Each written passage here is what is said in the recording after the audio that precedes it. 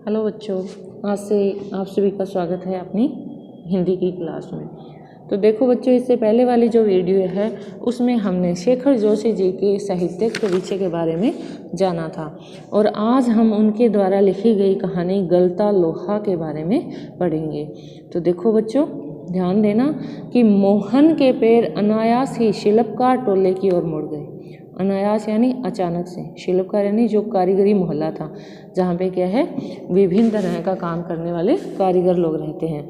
उसके मन के किसी कोने में शायद धन्नाराम लोहार के आफर की वह अनुगूंज शेष थी। लोहार यानी लोहार जो जाति है, तो उसे क्या है उसके मन में किसके ध्यान में था? धनराम, जो उसका क्या है बचपन का दोस्त था और वो किसका काम करता था? लोहारी का, जिसे वह पिछले 3-4 दिनों से दुकान की ओर जाते हुए दूर से सुनता था। तो लोहार की दुकान पे जो ठप ठप की जो चाप की जो आवाज़ सुनाई देती है उसे वो क्या पिछले 2-3 दिन से ध्यान से सुनता था। निहाई पर रखे लाल गरम लोहे पर पड़ती हथौड़े की धप धप आवाज़। निहाई क्या होता है? ठोस लोहे का टुकड़ा होता है जिसके ऊपर दूसरा लोहा रख के उसके ऊपर हथौड़े से पीटते हैं। तो ये जो हथौड़े की जो धप धप की आवाज़ थी वो ठंडे लोहे पर लगती चोट से उठता ठनकता स्वर और निशाना साधने से पहले खाली निहाई पर पड़ती हथौड़ी की खनक, जिन्हें वह दूर से ही पहचान सकता था। यानी उसे देखो कि जो वो तो खुद तो क्या है ब्राह्मण समाज से है, लेकिन फिर भी उसे लोहार की जो कारीगरी है उसके बारे में ज्ञान है कि कब निहाई के ऊपर लोहे का टुकड़े रख के उसके ऊपर जो चोट पड़ रही है उसकी आवाज़ है या खाली क्या है निहाई की आवाज़ आ रही है, उसे वो क्या है दूर से पहचान सकता है। तो लंबे बेंट वाले हंसुए को लेकर, बेंट वाले हंसुए, हंसुआ क्या होता है बच्चों? जिसे अपने दराती कहते हैं या दांती कहते हैं बागड़ी में देखें, तो उसे लेकर वह घर से इस उद्देश्य से निकला था कि वह अपने खेतों के किनारे उग आई कांटेदार झाड़ियों को काट छांट कर साफ कराएगा। तो उसके हाथ में तो क्या है? दराती है, जिसे लेके वो निकला है कि वो खेत जाकर क्या है जितनी कांटेदार झाड़ियाँ या जो एक्स्ट्रा घास फूस उगाया है उसे क्या है उखाड़ देगा। लेकिन उसका ध्यान कहाँ है? अभी भी उस लोहार के जो आफर है उसके ऊपर उसका ध्यान बार बार जा रहा है। बूढ़े बंसीधर, अब बंसीधर क्या है? मोहन के पिताजी है, कि बूते का अब यह काम नहीं रहा। यानी उसके जो बूढ़े पिताजी हैं वो क्या काम करते हैं? पंडिताई का काम करते हैं, यानी जितने भी धार्मिक अनुष्ठान हैं वो करवाते हैं। यही क्या, जन्म भर जिस पुरोहिताई के बूते पर उन्होंने घर संसार चलाया था वह भी अब वैसे कहाँ कर पाते हैं। यानी अब वो किसके बारे में बात हो रही है? वंशीधर, यानी जो मोहन के पिता है वो क्या काम करते थे? पुरोहिताई का काम करते थे, लेकिन धीरे धीरे उनकी उम्र हो चुकी है तो वो क्या है वैसा काम अब नहीं कर पाते हैं। यजमान लोग उनकी निष्ठा और संयम के कारण ही उन पर श्रद्धा रखते हैं। यजमान लोग कौन होते हैं? जिनके घर क्या है कोई आयोजन किया जाता है। निष्ठा यानी एकाग्रता के साथ क्या है काम करते हैं, इसलिए लोगों की उन पे क्या है श्रद्धा है। लेकिन बुढ़ापे का जर्जर शरीर अब उतना कठिन श्रम और व्रत उपवास नहीं झेल पाता। यानी अब जैसे जैसे वो वंशीधर जी बूढ़े होते जा रहे हैं वैसे वैसे क्या है उनके शरीर में क्या है व्रत उपवास करने की क्षमता नहीं रह गई है और ना ही वो क्या है श्लोक वगैरह ज़्यादा अच्छे से बोल पाते हैं। सुबह सुबह जैसे उससे सहारा पाने की नीयत से ही उन्होंने गहरा निश्वास लेकर कहा था। तो अब सुबह सुबह वंशीधर जी किससे बात कर रहे हैं? मोहन से बात कर रहे हैं कि मोहन उनकी बात मान ले और पुरोहिताई वाला काम वो करना शुरू कर देते हैं। तो देखो बच्चों, दोनों बाप बेटे की क्या आपस में बात होती है। आज गणनाथ जाकर चंद्रदत्त जी के रुद्री पाठ करना था। तो वो क्या कहते हैं आज कहाँ जाना था? गणनाथ जाना था और वहाँ पर जो चंद्रदत्त जी है उनके यहाँ शंकर जी का पाठ करना है। अब मुश्किल ही लग रहा है, यानी मुझसे तो अब जाया नहीं जाएगा। यह 2 मील की सीधी चढ़ाई अब अपने बूते की नहीं, यानी 2 मील पैदल चलने के बाद उनका घर है तो वहाँ मुझसे तो जाया नहीं जाता। एकाएक ना भी नहीं कहा जा सकता, कुछ समझ में नहीं आता। यानी अब पिता अपने बेटे से सीधा कह भी नहीं रहा कि तुम चले जाओ, लेकिन वो कह रहे हैं कि अब उन्हें मना भी नहीं कर सकते। क्यों? क्योंकि वो क्या है अपने पुराने जानकार हैं।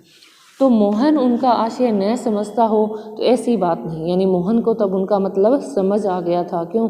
मोहन को तो पता है कि उसके पिता उससे क्या पुरोहिताई वाला काम करवाना चाहते हैं।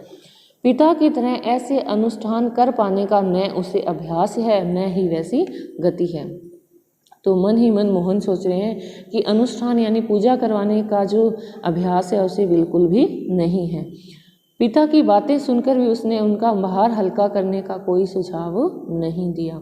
यानी पिता तो क्या कहना चाहते थे कि मेरी जगह मेरा बेटा चला जाए, लेकिन मोहन ने ऐसा कुछ भी नहीं कहा। जैसे हवा में बात कह दी गई थी वैसे ही अनुत्तरित रह गई। अनुत्तरित यानी जिसका कोई उत्तर न मिलना।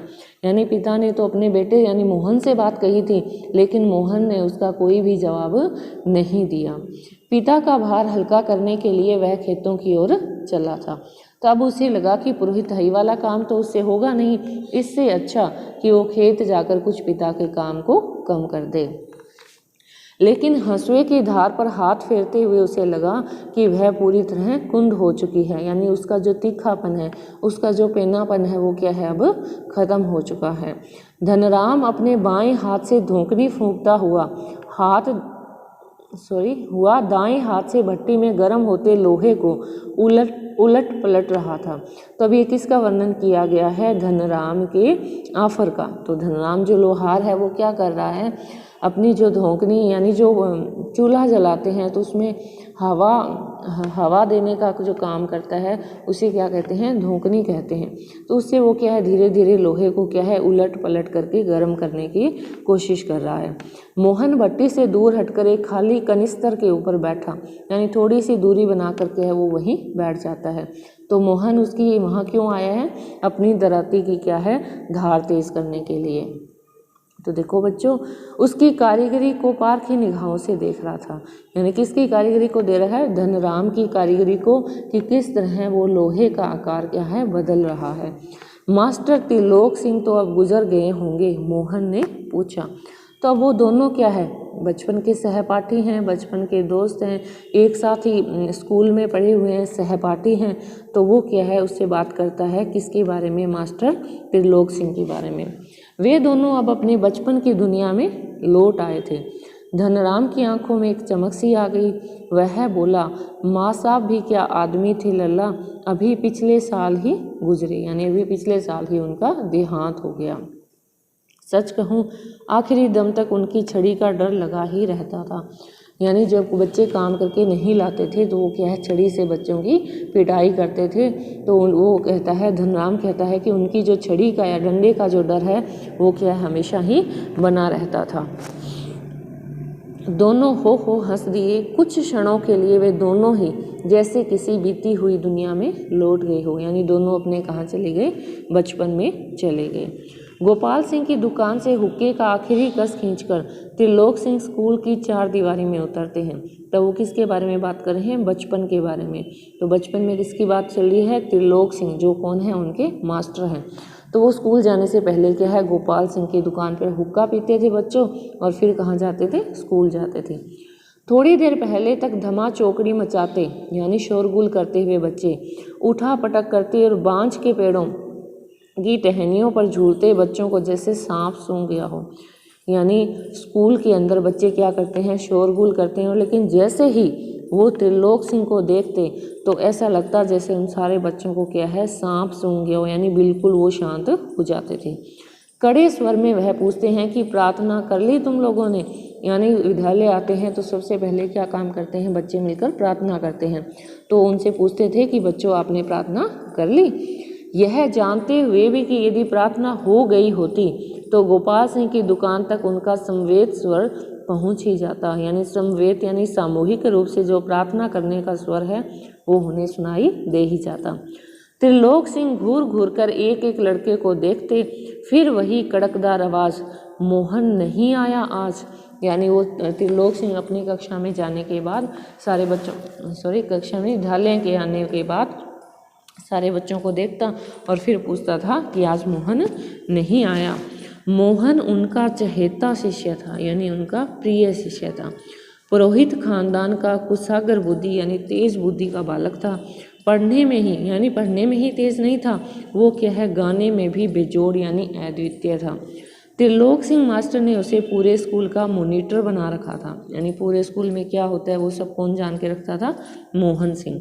वही सुबह सुबह हे प्रभु आनंद दाता ज्ञान हमको दीजिए ये प्रार्थना गाता था, का पहला स्वर उठाकर प्रार्थना शुरू करता था। यानी कक्षा की निगरानी करने का काम भी किसको दे रखा था? वहाँ पर मोहन को। और जो प्रार्थना शुरू करने का काम था वो भी किसका था? मोहन का। क्यों? क्योंकि त्रिलोक उसे क्या है? तेज बुद्धि का और सबसे अलग बच्चा समझता था। मोहन को लेकर मास्टर त्रिलोक सिंह को क्या थी? बड़ी उम्मीदें थी, बड़ी आशा थी। कक्षा में किसी छात्र को कोई स्वर न आने पर वही सवाल वे मोहन से पूछता और उसका अनुमान सही निकलता। मोहन ठीक ठीक उत्तर देकर उन्हें संतुष्ट कर देता और तब वे उस फिसडी बालक को दंड देने का भार क्या है? मोहन पर डाल देते थे। यानी जब मास्टर जी कक्षा में आते तो वो जिन बच्चों से सवाल पूछते वो अगर किसी को नहीं आता तो बाद में वो किससे पूछते थे? मोहन से। और मोहन क्या है? उनका सही से जवाब दे भी देता था। अब जिन बच्चों ने उनको नहीं सुनाया होता, यानी जिनको याद नहीं होता, उन बच्चों को मार देने का या दंड देने का अधिकार भी किसको था? मोहन को ही था।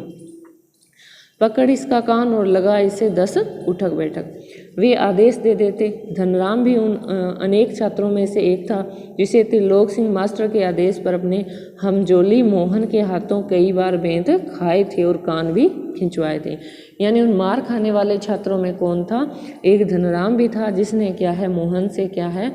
मार भी खाई थी, छड़ी से मार भी खाई थी और अपने कान भी खिंचवाए थे। मोहन के प्रति थोड़ी बहुत ईर्ष्या रहने पर भी धनराम प्रारंभ से ही उसके प्रति स्नेह यानी प्रेम भाव और आदर का भाव रखता था। ईर्ष्या क्यों होती थी? क्यों? क्योंकि उनका जो मास्टर था वो मोहन को क्या ज़्यादा होशियार समझता था। इस बात की धनराम को क्या थी? ईर्ष्या थी। इसका एक कारण शायद यह था कि बचपन से ही मन में बिठा दी गई जातिगत हीनता के कारण धनराम ने कभी मोहन को अपना प्रतिद्वंदी नहीं समझा। प्रतिद्वंदी यानी होड़ करने वाला। क्यों? जातिगत हीनता क्या थी? अब जो धनराम है वो तो लोहार जाति का है, जिसे क्या समझते हैं? हीन जाति का समझते हैं। और मोहन क्या है? ब्राह्मण जाति का है। तो इन दोनों में जो जातिगत भेदभाव था, इस लोगों ने क्या है? इतना उस समय जातिगत भेदभाव था कि लोगों के मन में यह बात बिठा दी जाती थी कि तुम तो छोटी जाति के हो, तो तुम्हें तो क्या है? हमेशा इस तरह से दबकर रहना ही पड़ेगा। तो धनराम को इस बात की कोई उससे क्या है? प्रतिस्पर्धा नहीं थी। बीच बीच में त्रिलोक सिंह मास्टर का यह कहना है कि मोहन एक दिन बहुत बड़ा आदमी बनकर स्कूल का और उसका नाम क्या है? ऊंचा करेगा। धनराम के लिए किसी और तरह से सोचने की गुंजाइश ही नहीं रखता था। यानी मोहन के लिए तो सोचा जाता था कि नाम करेगा, लेकिन धनराम के लिए तो यही था कि इसके पिता ने भी लोहार का काम किया और अब ये भी क्या है? लोहार का ही काम करेगा। तो देखो बच्चों, और धनराम वह गांव के दूसरे खेतीहर या मजदूर परिवारों के लड़कों की तरह किसी प्रकार तीसरे दर्जे तक ही स्कूल का मुँह देख पाया था। त्रिलोक सिंह मास्टर कभी कभार ही उस पर विशेष ध्यान देते थे। एक दिन अचानक ही उन्होंने पूछ लिया कि धनुआ तेरह का पहाड़ा सुना तो। यानी उसे क्या समझते थे? मास्टर समझते थे कि 2-3 दर्जा पढ़ेगा और उसके बाद में क्या है? अपने पिता का काम संभाल लेगा। लेकिन एक दिन अचानक से ही उनका ध्यान उसकी तरफ चला जाता है। तो क्या कहते हैं कि बेटा खड़ा हो और 13वें का पहाड़ा सुनाओ। तो 12 तक के 2 पहाड़े याद थे। किसे याद थे? धनराम को। लेकिन 13 का पहाड़ा याद करना उसके लिए क्या है? पहाड़ हो गया। पहाड़ हो जाना मतलब अत्यधिक कठिन हो गया बच्चों। 13 एकदम 13, 13 दूनी 24। यानी वो क्या फिर भी कोशिश कर रहा है बेचारा। सटाक एक संटी उसकी पिंडलियों पर माँ साहब ने लगाई। संटी क्या होती है? बिल्कुल पतली सी लकड़ी होती है, गीली लकड़ी, जिसकी क्या है? लगती बहुत ज़्यादा है। तो उसने क्या किया कि एक लकड़ी उसके पिंडलियों पर लगा दी और वह टूट गई। गुस्से में उन्होंने आदेश दिया था कि जा नाले से एक अच्छी मजबूत संटी तोड़कर ला, फिर तुझे 13 का पहाड़ा याद कराता हूँ।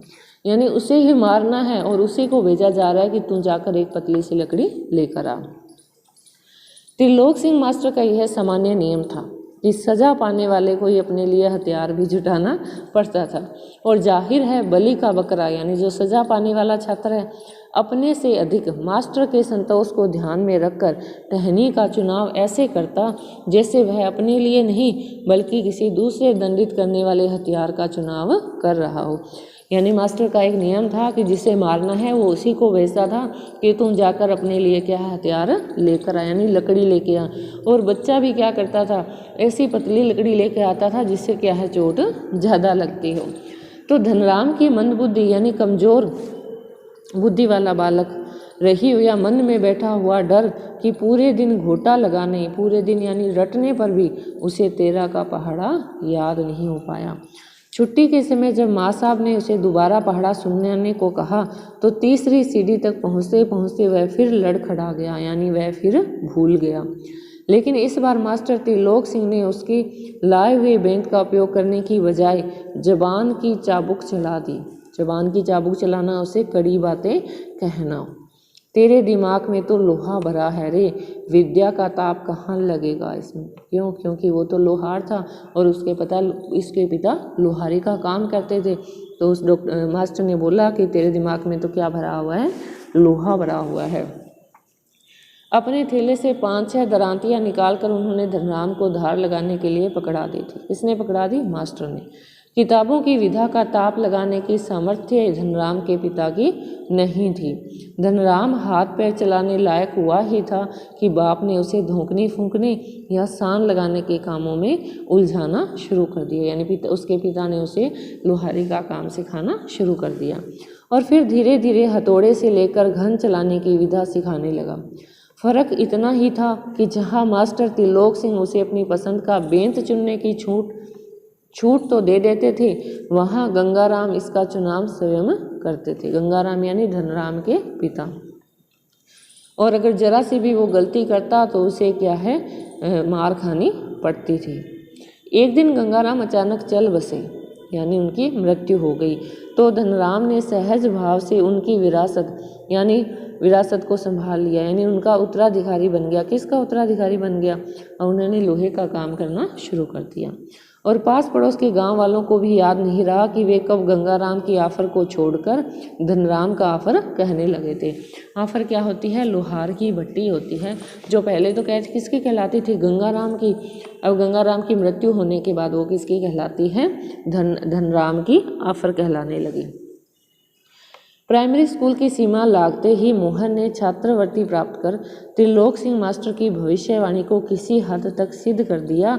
तो साधारण हैसियत वाले यजमानों की पुरोहिताई करने वाले वंशीधर तिवारी का हौसला बढ़ गया। यानी 5वीं पास करने के बाद उसके बेटे को क्या मिल गई? छात्रवृत्ति मिल गई। तो उससे क्या है, वंशीधर का हौसला बढ़ गया। उसे लगा कि उसका बेटा क्या है, पढ़ लिख कर बड़ा आदमी बन जाएगा। और वे भी अपने पुत्र को पढ़ा लिखा कर बड़ा आदमी बनाने का स्वप्न देखने लगे। पीढ़ियों से चलते आते पैतृक धंधे ने उन्हें निराश कर दिया था। पैतृक यानी पिता को जो व्यवसाय था, कौन सा व्यवसाय था? पंडिताई वाला। तो उसे क्या है, निराश कर दिया था। दान दक्षिणा के बूते पर वे किसी तरह परिवार का आधा पेट भर पाते थे। कौन? मोहन के पिता। मोहन पढ़ लिख कर वंश का दारिद्र्य यानी जो गरीबी है वो मिटा देगा, ये उनकी हार्दिक इच्छा थी। लेकिन इच्छा होने भर से ही सब कुछ नहीं हो जाता। आगे की पढ़ाई के लिए जो स्कूल था वह गांव से 4 मील दूर था। 2 मील की चढ़ाई के अलावा बरसात के मौसम में रास्ते में पड़ने वाली नदी की समस्या अलग थी। तो भी वंशीधर ने हिम्मत नहीं हारी और लड़के का नाम स्कूल में लिखा दिया। बालक मोहन लंबा रास्ता तय करके स्कूल जाता और छुट्टी के बाद में थका हारा घर आ जाता था। तो पिता पुराण की कथाओं में विद्या व्यसनी बालकों का उदाहरण देकर उसे उत्साहित करने की कोशिश करता। यानी पिता उसको शाम को क्या करता था, पढ़ने में रुचि दिखाने वाली कहानियाँ सुनाता, जिससे क्या है उसकी हिम्मत बढ़ जाए। तो यानी अभिभावक जो होते हैं, अभिभावक यानी जो बच्चों के माता पिता होते हैं, वो क्या है कितना ही कष्ट सहन करें, लेकिन फिर वो अपने बच्चों से ये रखते हैं कि हम उन्हें पढ़ा लिखा कर क्या है बड़ा आदमी तो बना ही लें। वर्षा के दिनों में नदी पार करने की कठिनाई को देखते हुए वंशीधर ने नदी पार के गांव में एक यजमान के घर पर मोहन का डेरा तय कर दिया था। यानी जब वो 4 मील की दूरी चलकर स्कूल जाता तो रास्ते में क्या पड़ता था बच्चों, नदी आती थी। तो अब नदी में क्या है, जब उफान आता, उफान कब आता, जब बारिश होती, तो उन्होंने क्या कर दिया कि जहाँ उसका स्कूल है उसी गांव में क्या है, उसके रहने की व्यवस्था कर दी थी। घर के अन्य बच्चों की तरह मोहन खा पीकर स्कूल जाता और छुट्टियों में नदी उतार पर होने पर गाँव लौट आता था। संयोग की बात, एक बार छुट्टी के पहले दिन जब नदी का पानी उतार पर ही था और मोहन कुछ घसियारों के साथ, घसियारे यानी घास काटने वालों के साथ नदी पार क्या है घर आ गया था। तो पहाड़ी के दूसरी ओर भारी वर्षा के कारण अचानक नदी का पानी बढ़ गया और पहली नदी की धारा में झाड़ झंकार और पात पतेल आने शुरू हुए। तो अनुभवी घसियारों ने तेजी से पानी को काटकर आगे बढ़ने की कोशिश की, लेकिन किनारे पहुँचते न पहुँचते मटमैले पानी का रेला उन तक आ ही पहुँचा। वे किसी प्रकार सकुशल इस पार पहुँचने में सफल हो सके। इस घटना के बाद वंशीधर घबरा गए और बच्चे के भविष्य को लेकर बड़ी चिंता होने लगी। यानी उफनती हुई नदी को बच्चों ने बड़ी मुश्किल से पार की थी। बच्चों ने या उनके साथ 2-4 जो घसियारे थे, यानी जो घास काटने वाले थे। तब इस बात को जानकर क्या है, वंशीधर बड़े परेशान हो गए कि ऐसे मौसम में बच्चे को स्कूल भेजना कितना मुश्किल है। तो बिरादरी यानी अपनी ही जाति के एक संपन्न यानी धनी परिवार का युवक रमेश उन दिनों लखनऊ से छुट्टियों में क्या है गांव आया हुआ था। बातों बातों में वंशीधर ने मोहन की पढ़ाई के संबंध में उससे बात की। उसने न केवल अपनी सहानुभूति जताई बल्कि उन्हें सुझाव दिया कि वे मोहन को अपने साथ क्या है लखनऊ ले जाएगा। वहाँ घर में क्या है 4 लोग हैं, अगर एक और हो जाएगा तो कोई फर्क नहीं पड़ेगा और वहाँ पर क्या है वो अच्छा पढ़ लिख भी सकता है। अब वंशीधर को जैसे रमेश के रूप में साक्षात भगवान मिल गए हो, यानी उसे लगा कि जिस तरह से भगवान सारी इच्छाएं पूरी करते हैं वैसे रमेश ने भी क्या है मोहन की पढ़ाई की जो उसकी इच्छा थी वो पूरी कर दी। उनकी आंखों में पानी छलछलाने लगा, यानी कृतज्ञता के जो आंसू थे वो उनकी आंखों से बहने लगे। भरे गले से वे केवल इतना ही कह पाए कि बिरादरी का यही तो सहारा होता है। छुट्टियां शेष होने पर रमेश वापस लौटा तो माँ बाप और अपने गांव की दुनिया से बिछुड़कर सहमा यानी घबराया हुआ सा मोहन भी उनके साथ लखनऊ चला गया। यानी 5वीं पास करने के बाद बच्चा होता भी कितना है और बिल्कुल अनजान जगह पे जा रहा है तो वो क्या थोड़ा सा घबराया हुआ है। अब मोहन की जिंदगी का एक नया अध्याय शुरू हो गया था। घर की दोनों महिलाएं जिन्हें वह चाची और भाभी कहकर पुकारता था, हाथ बंटाने के अलावा धीरे धीरे वह मोहल्ले की सभी चाचियों और भाभियों के काम में हाथ बंटाने लगा। तो कोई तो कहता कि मोहन थोड़ा दही ला दे, कोई कहता कि आलू ला दे, कोई कहता कि कपड़े धोबी को दे आ। तो बच्चों यहाँ पर मोहन की पढ़ाई का तो काम हुआ कि नहीं हुआ, लेकिन उन्हें क्या है बाहर के काम करवाने वाला एक नौकर जरूर मिल गया था। औसत दफ्तरी बड़े बाबू की हैसियत वाले रमेश के लिए मोहन को अपना भाई बिरादरी बतलाना और अपने सम्मान के विरुद्ध जान पड़ता था। तो उसे किसकी हैसियत दे दी गई थी, नौकर की। यानी अब जब रमेश को किसी को बताना होता कि ये कौन है तो वो यही कहता था कि ये हमारे घर का नौकर है। इस बात को मोहन भी समझने लगा था। थोड़ी बहुत हीला हवाली यानी मना करने के बाद रमेश ने निकट के ही एक साधारण से स्कूल में उसका नाम लिखवा दिया। लेकिन एकदम नए वातावरण और रात दिन काम के बोझ के कारण गांव का वह मेधावी छात्र शहर के स्कूली जीवन में अपनी कोई पहचान नहीं बना पाया। क्यों, बेचारा घर में तो सारे दिन चाची भाभीयों के काम करता और बाद में पढ़ने के लिए जाता, तो वो क्या है बिल्कुल ही थका हारा सा होता, तो उसकी पढ़ाई में क्या है वो बच्चा पिछड़ने लगा था। अब उसका जीवन क्या है एक बंदी बंधाई लेख पर चलता कि वो रमेश के घर का काम करता और जब छुट्टियां होती तो अपने गांव लौट आता था। अगले दर्जे की तैयारी के नाम पर उसे शहर में ही गुजार देना पड़ता था। यानी कभी कभारी गांव आता और कई बार तो उसे यह कहा दिया जाता था कि वो क्या अगली कक्षा की तैयारी कर रहा है इसलिए वो गांव नहीं आ सकता। सवाल रमेश उसकी गृहस्थी की सुख सुविधाओं का था। यानी अगर वो गांव चला जाएगा तो पीछे से क्या है नौकर का जो काम है वो कौन करेगा। मोहन ने परिस्थितियों से समझौता कर लिया था क्योंकि और कोई चारा नहीं था, यानी और कोई उपाय नहीं था। घर वालों को अपनी वास्तविक स्थिति बतलाकर वह दुखी नहीं करना चाहता। वंशीधर उनके क्या है सुनहरे भविष्य के सपने जो देख रहा था। क्यों, वंशीधर तो यही देख रहा था कि उसका बेटा बड़े शहर में पढ़ता है तो बड़ा आदमी बन जाएगा, लेकिन ऐसा कुछ भी नहीं था। 8वीं कक्षा की पढ़ाई समाप्त कर छुट्टियों में मोहन गांव आया था। जब वह लौटकर लखनऊ पहुंचा तो उसने अनुभव किया कि रमेश के परिवार के सभी लोग जैसे उसकी आगे की पढ़ाई के पक्ष में नहीं हैं। बात घूम फिरकर जिस ओर से उठती वह इसी मुद्दे पर जरूर ख़त्म हो जाती कि हजारों लाखों BA MA मारे मारे बेकार फिर रहे हैं। ऐसी पढ़ाई से अच्छा तो आदमी कोई हाथ का काम सीख ले।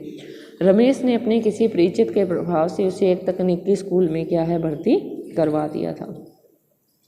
मोहन की दिनचर्या में कोई विशेष फर्क नहीं आया। क्यों? क्योंकि उसे तो घर का सारा काम करना ही होता था। वह पहले की तरह स्कूल और घरेलू काम में व्यस्त रहता। धीरे धीरे 2 वर्ष का यह समय भी बीत गया। मोहन अपने पैरों पर खड़ा होने के लिए कारखाने और फैक्ट्रियों के चक्कर लगाने लगा। वंशीधर से जब भी कोई मोहन के विषय में पूछता तो वे उत्साह के साथ उसकी पढ़ाई की बावत बताने लगते और मन ही मन उनको विश्वास दिलाते कि वह एक दिन बड़ा अफसर बनकर ही लौटेगा। क्योंकि पिता को तो यही विश्वास था कि उसका बेटा अच्छे से शहर में पढ़ाई कर रहा है तो वो एक दिन बड़ा व्यक्ति बनकर रहेगा। लेकिन उसे वास्तविकता का ज्ञान नहीं था और न सिर्फ गहरा दुख हुआ बल्कि वे लोगों को अपने स्वप्न भंग की जानकारी देने का साहस भी नहीं करवाए। तो अब जब उन्हें पता चला कि उसके बेटे को उन्होंने पढ़ाई भी पूरी नहीं करवाई तो उनका जो स्वप्न यानी जो उनकी इच्छा थी वो वहीं ख़त्म हो गई और वो जो उनकी पढ़ाने की इच्छा थी वो पूरी नहीं हो पाई। तो लोगों को क्या बताए, सच बताने का उनका साहस नहीं हुआ। तो धनराम ने भी एक दिन उनसे मोहन के बारे में पूछा था। घास का एक दिन का तोड़कर दांत पोतते हुए उन्होंने बताया कि उनकी सेक्रेटरिएट यानी सचिवालय में नियुक्ति हो गई है और शीघ्र ही विभागीय परीक्षाएं देकर वे बड़े पद पर पहुंच जाएंगे। धनराम को त्रिलोक सिंह मास्टर की भविष्यवाणी पर पूरा यकीन था। ऐसा होना ही था, उसने सोचा। किसने सोचा? धनराम ने किससे पूछा था? एक दिन मोहन के पिता से पूछा था कि मोहन अब क्या करता है। तो मोहन के पिता ने उससे भी यही कहा था कि वो बड़ी नौकरी लग गया है। तो इन सब चीज़ों के बीच में एक पिता की दशा दिखा रहे हैं कि किस तरह से पिता का जो स्वप्न था वो टूट गया है और वो कैसे उस स्वप्न टूटे हुए स्वप्न को सहेजने में लगा हुआ है। तो दांतों के बीच में तिनका दबाकर असत्य भाषण का दोष न लगने का संतोष लेकर वंशीधर आगे बढ़ गया। क्यों? वंशीधर को तो पता है कि वो क्या बोल रहा है, झूठ बोल रहा है।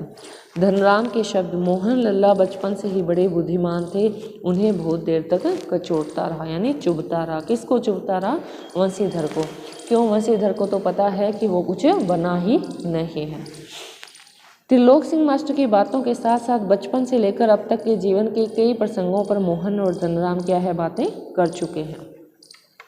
धनराम ने मोहन के हंसुए के फाल को बेंच से निकालकर भट्टी में तपाया और मन लगाकर उसकी धार बढ़ा दी। गर्म लोहे को हवा में ठंडा होने के काफ़ी समय लग गया था। धनराम ने उसे वापस बेंच पहनाकर मोहन को लौटाते हुए जैसे अपनी भूल चूक के लिए माफ़ी मांगी होगी। बेचारे पंडित जी को फुर्सत ही नहीं रहती, लेकिन किसी के हाथ भिजवा देते तो मैं तत्काल यानी तुरंत ही बना देता। यानी हंसुए को तुरंत ही पेनापन बना के भिजवा देता। मोहन ने उत्तर में कुछ नहीं कहा, लेकिन हंसुए को हाथ में लेकर वह फिर वहीं बैठा रहा जैसे उसे वापस जाने की जल्दी नहीं थी।